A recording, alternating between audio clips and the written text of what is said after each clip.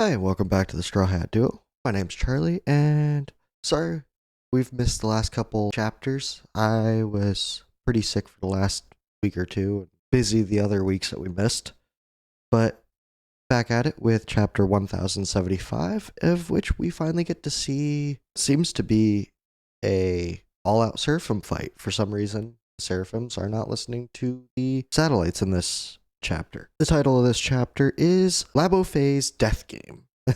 And it's Germa 66's Emotionless Excursion, Volume 31. Genius Scientist gets an audience with the Five Elders. So it's Vega Punk meeting with the Five Elders. We start out in the Labosphere area where it's partially destroyed. Shaka, I believe it is, can't get a hold of Paragathus, so he's freaking out. He's having issues with trying to understand what's going on, and then he notices that some of the snails are being destroyed. He sees a figure and then in one of the cameras, and one of the surveillance snails gets destroyed. Luffy notices, he's like, hey, Helmet, did something happen?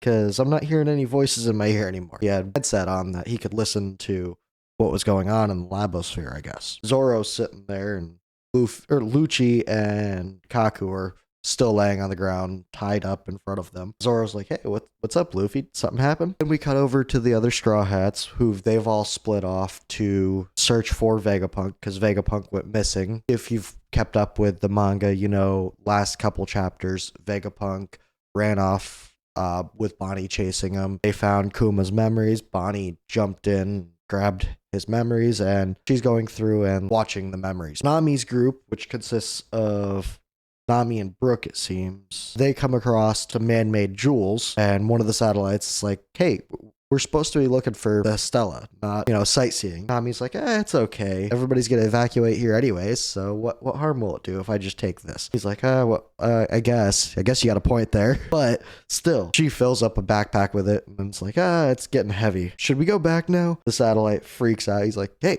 no, we gotta look for Vegapunk. She just goes, okay, well, whatever. I'll put it here and we'll come back for it. They're probably not gonna come back for it. Or it's gonna be one of those things where they're running, she notices it and grabs it along the way. They continue off searching for Vegapunk. Then we cut over to Robin's group, which consists of Robin and Chopper, with Atlas, I believe it is, the big Vegapunk satellite. And they find man-made organs.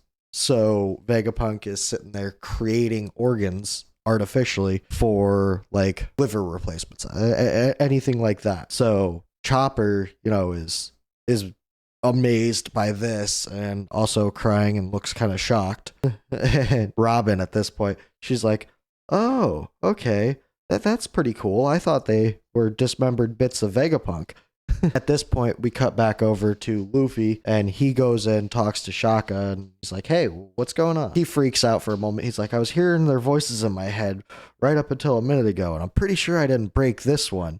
I swear I definitely didn't bang on it or anything. And Shaka, at this point, he's like, no, have a look. And then Luffy notices that they're all the surveillance snails are going out one by one. And they're like, someone's here in the lab.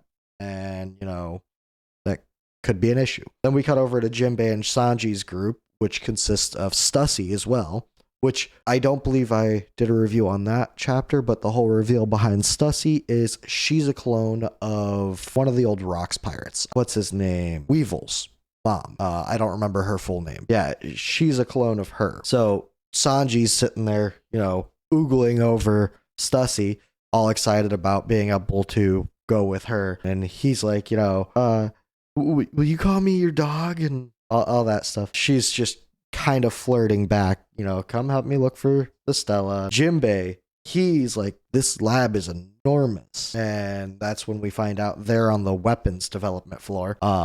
So they don't want to cause any big reverberations there. That, I'm sure, is going to come into play with something. Then we cut over to Usopp and Frankie's group, which is with two of the Vegapunk satellites, and they have some weaponry. Doesn't specify where they are, but one of the Vegapunk satellites is holding a bubble gun that can deflect attacks, apparently. So they run across what I believe Paragathus, yeah, whatever, one of the Vegapunk satellites, and they notice that his head is missing. Well, we know that the head is the only real part of the Vega Punk. The rest of it's a robot. But they're freaking out for a moment. The Straw Hats, Frankie and Usopp. He's like, oh, wow, he's got no head. Frankie's like, brutal. It blew his head off.